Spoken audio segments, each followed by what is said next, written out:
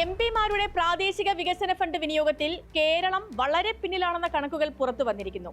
കേരളത്തിന് അനുവദിച്ച 520.4 കോടി രൂപയിൽ 107 കോടി രൂപ മാത്രമാണ് ഇതുവരെ ചെലവഴിച്ചത്. അതായത് ഫണ്ട് വിനിയോഗം 20.58% മാത്രം.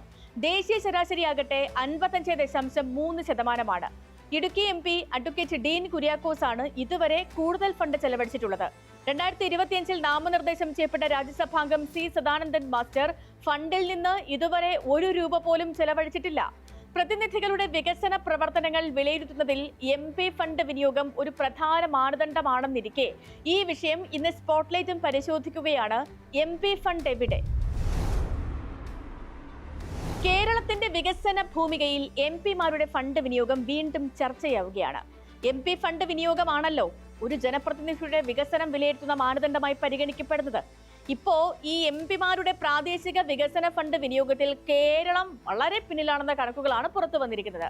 സർക്കാർ ഫണ്ടുകളുടെ വിനിയോഗവും പദ്ധതികളുടെ പുരോഗതിയും വിലയിരുത്തുന്ന എംപവേർഡ് ഇന്ത്യൻ പുറത്തുവിട്ട ഏറ്റവും പുതിയ കണക്കുകൾ പ്രകാരം കേരളത്തിന്റെ ഫണ്ട് വിനിയോഗം തികച്ചും നിരാശാജനകം തന്നെയാണ്.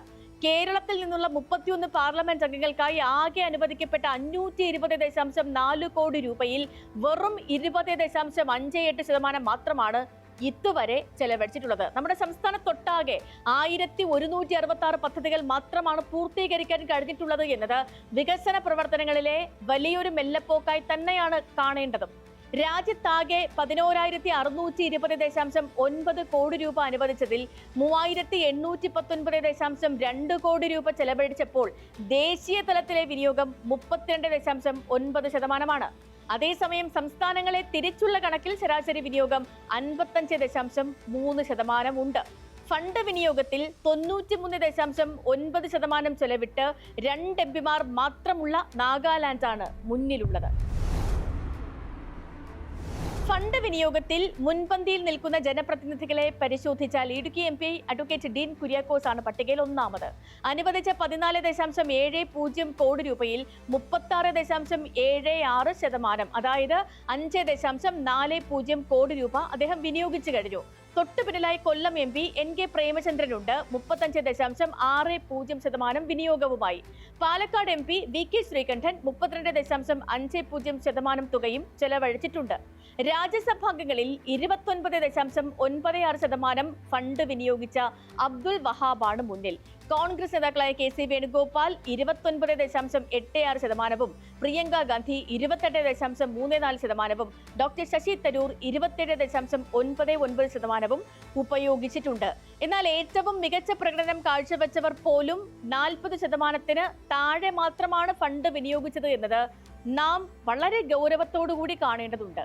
മറുവശത്ത് 10% താഴെ മാത്രം ഫണ്ട് വിനിയോഗിച്ച MPമാരുടെ കണക്കുകൾ നിരാശയാണ് നൽകുന്നത്. കോഴിക്കോട് MP MK രാഘവൻ അദ്ദേഹം 5.23% ഫണ്ട് മാത്രമാണ് ഇതുവരെ ചെലവഴിച്ചത്. പൊന്നാനി MP ആയ ഡോക്ടർ MP അബ്ദുൾ സമദ് സമദാനി 7.32%, രാജ്യസഭാംഗമായ ഡോക്ടർ V ശിവദാസൻ 8.99%. ഇവരൊക്കെ ഫണ്ട് വിനിയോഗത്തിൽ ഏറെ പിന്നിലാണ്. വടകര MP ഷാഫി പറമ്പിൽ 10.61%, തൃശൂർ MP സുരേഷ് ഗോപി 10.89% എന്നിവരുടെ കണക്കുകളും 10% അടുത്തേ നിൽക്കുന്നുള്ളൂ. ജോസ് കെ മാണി, ഹാരിസ് ബിരാൻ, PP സുനീർ തുടങ്ങിയ രാജ്യസഭാംഗങ്ങളുടെ വിനിയോഗവും 15% താഴെയാ. 2025 നാമനിർദ്ദേശം ചെയ്യപ്പെട്ട രാജ്യസഭാംഗമായ C സദാനന്ദൻ മാസ്റ്റർക്ക് അനുവദിച്ച 7.35 കോടി രൂപയിൽ ഇതുവരെ 1 രൂപ പോലും ചെലവഴിച്ചിട്ടില്ല എന്നതും നമ്മൾ എടുത്തു പറയണം. രാജ്യവ്യാപകമായി 11,620.9 കോടി രൂപയാണ് MP ഫണ്ടായി ആകെ അനുവദിച്ചിട്ടുള്ളത്. എന്നാൽ ഇതിൽ 3,820.9 കോടി രൂപ മാത്രമാണ് ഇതുവരെ ചെലവഴിക്കാൻ കഴിഞ്ഞിട്ടുള്ളത്.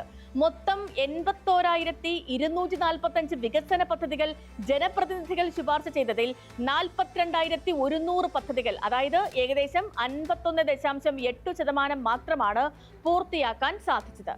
പൂർത്തീകരിച്ച ഈ പദ്ധതികൾക്കായി 2,305 കോടി രൂപ വിനിയോഗിച്ചു. അതേസമയം 39,145 പദ്ധതികൾ ഇപ്പോഴും പൂർത്തിയാകാതെ കിടക്കുകയുമാണ്. പണം കൈമാറിയിട്ടും നിർമ്മാണം പൂർത്തിയാകാത്ത പ്രവർത്തികളുടെ ഇനത്തിൽ മാത്രം 1515.6 കോടി രൂപ കുടുങ്ങിക്കിടക്കുന്നു എന്നത് നിർവഹണ ഏജൻസികളുടെ വലിയ വീഴ്ചയെയാണ് ചൂണ്ടിക്കാട്ടുന്നത്. ചുരുക്കത്തിൽ ലഭ്യമായ ഫണ്ടിന്റെ 1/3 മാത്രമേ രാജ്യവ്യാപകമായി പ്രയോജനപ്പെടുത്തിയിട്ടുള്ളൂ. എന്നാൽ വിദ്യാഭ്യാസത്തിലും ആരോഗ്യത്തിലും മറ്റ് വികസന സൂചികകളിലും മുൻപന്തിയിലുള്ള കേരളത്തിന് ആകെ അനുവദിച്ച 520.4 കോടി രൂപയിൽ 1/5 മാത്രമേ ചെലവഴിക്കാൻ കഴിഞ്ഞിട്ടുള്ളൂ എന്നത് വികസന രംഗത്തെ വലിയൊരു പോരായ്മ തന്നെയാണ്. പാർലമെന്റ് അംഗങ്ങൾക്ക് തങ്ങളുടെ മണ്ഡലങ്ങളിൽ പ്രാദേശിക വികസന പ്രവർത്തനങ്ങൾ സുഗമമായി നടപ്പിലാക്കാൻ കേന്ദ്ര സർക്കാർ ആവിഷ്കരിച്ച പദ്ധതിയാണ് MP ഫണ്ട് അഥവാ MP ലാഡ്സ് എന്ന member of parliament local area development scheme. ഒരു പാർലമെന്റ് അംഗത്തിന് ഒരു സാമ്പത്തിക വർഷം 5 കോടി രൂപയാണ് വികസന പ്രവർത്തനങ്ങൾക്കായി കേന്ദ്രം അനുവദിക്കുന്നത്. 2.5 കോടി രൂപയുടെ 2 ഗഡുക്കളായിട്ടാവും ഈ തുക ലഭ്യമാക്കുന്നത്. MP ഫണ്ടിന്റെ ഏറ്റവും വലിയ സവിശേഷത ഇതിന്റെ നോൺ ലാപ്സബിൾ സ്വഭാവമാണ്. അതായത് ഒരു സാമ്പത്തിക വർഷം മുഴുവൻ തുകയും ചെലവഴിക്കാൻ കഴിഞ്ഞില്ലെങ്കിൽ ബാക്കി വരുന്ന തുക നഷ്ടപ്പെട്ടു പോകില്ല. പകരം അത് അടുത്ത വർഷം എടുത്ത് ഉപയോഗിക്കാവുന്നതാണ്. രാജ്യസഭാ അംഗങ്ങൾക്ക് തങ്ങൾ പ്രതിനിധീകരിക്കുന്ന സംസ്ഥാനത്തെ ഏതു ജില്ലയിലും നാമനിർദ്ദേശം ചെയ്യപ്പെട്ട അംഗങ്ങൾക്ക് രാജ്യത്തെവിടെയും ഫണ്ട് അനുവദിക്കാം. കേന്ദ്ര സ്റ്റാറ്റിസ്റ്റിക്സ് പദ്ധതി നിർവഹണ മന്ത്രാലയമാണ് MP ഫണ്ടിന്റെ നോഡൽ മന്ത്രാലയം. ഈ പദ്ധതി പ്രകാരം MP-മാർക്ക് വികസന പദ്ധതികൾ ശുപാർശ ചെയ്യാൻ മാത്രമേ അധികാരമുള്ളൂ. നേരിട്ട് പണം കൈകാര്യം ചെയ്യാനോ പദ്ധതികൾ നടപ്പിലാക്കാനോ കഴിയില്ല. MP പദ്ധതി ശുപാർശ ചെയ്താൽ അതത് ജില്ലാ കളക്ടർമാരാണ് അതിന്റെ നിയമവശങ്ങളൊക്കെ പരിശോധിച്ച് ഭരണ അനുമതി നൽകേണ്ടത്. തുടർന്ന് തദ്ദേശ സ്വയംഭരണ സ്ഥാപനങ്ങൾ, പൊതുമരാമത്ത് വകുപ്പ് പോലെയുള്ള സർക്കാർ ഏജൻസികൾ വഴിയാണ് പ്രവർത്തികൾ നടപ്പിലാക്കുന്നത്. പ്രാദേശിക വികസന ഫണ്ടിലെ പ്രവൃത്തി സംബന്ധിച്ച് MP-മാർ പരാതി ഉന്നയിച്ച സാഹചര്യത്തിൽ 3 വർഷം മുൻപ് പ്രത്യേക നടപടിക്രമങ്ങൾ ഏർപ്പെടുത്തിയിരുന്നു. ഇതനുസരിച്ച് നിർദ്ദേശം വന്നാൽ 45 ദിവസത്തിനകം പദ്ധതിക്ക് അനുമതി നൽകുകയോ നിഷേധിക്കുകയോ വേണം. 1 വർഷത്തിനകം പണി പൂർത്തിയാക്കണമെന്നൊരു നിർദ്ദേശം കൂടി ഇതിലുണ്ട്. അടുത്ത കാലത്തായി കേന്ദ്ര സർക്കാർ കൊണ്ടുവന്ന പുതിയ ഫണ്ട് വിതരണ സംവിധാനങ്ങൾ വലിയ പ്രതിസന്ധി സൃഷ്ടിച്ചിട്ടുണ്ട്. സിംഗിൾ നോഡൽ ഏജൻസി, സക്ഷാം പോലെയുള്ള പുതിയ ഡിജിറ്റൽ പോർട്ടലുകൾ വഴിയുള്ള ഫണ്ട് വിതരണം പലപ്പോഴും സാങ്കേതിക തകരാറുകൾ കാരണം വൈകുന്നു എന്ന പരാതി ഉയർന്നിട്ടുണ്ട്. കേന്ദ്രത്തിൽ നിന്ന് സംസ്ഥാനത്തേക്കും അവിടെ നിന്ന് ജില്ലകളിലേക്കും പണം എത്തുന്ന പ്രക്രിയ ഇപ്പോൾ കൂടുതൽ സങ്കീർണമായി. കേരളത്തിൽ ത്രിതല പഞ്ചായത്ത് സംവിധാനം വളരെ ശക്തമാണെങ്കിലും പലപ്പോഴും MP-യുടെ ഫണ്ടും സംസ്ഥാന സർക്കാരിന്റെയോ തദ്ദേശ സ്ഥാപനങ്ങളുടെയോ ഫണ്ടും തമ്മിൽ ഓവർലാപ്പ് വരാറുണ്ട്. പ്രാദേശിക തലത്തിലുള്ള രാഷ്ട്രീയ വ്യത്യാസങ്ങൾ കാരണം ഗ്രാമപഞ്ചായത്തുകളും MP-മാരും തമ്മിൽ ആവശ്യമായ ഏകോപനം ഉണ്ടാകാറില്ല. ഇത് പദ്ധതികളെ അനന്തമായി നീട്ടിക്കൊണ്ടുപോകാൻ കാരണമാകുന്നുമുണ്ട്.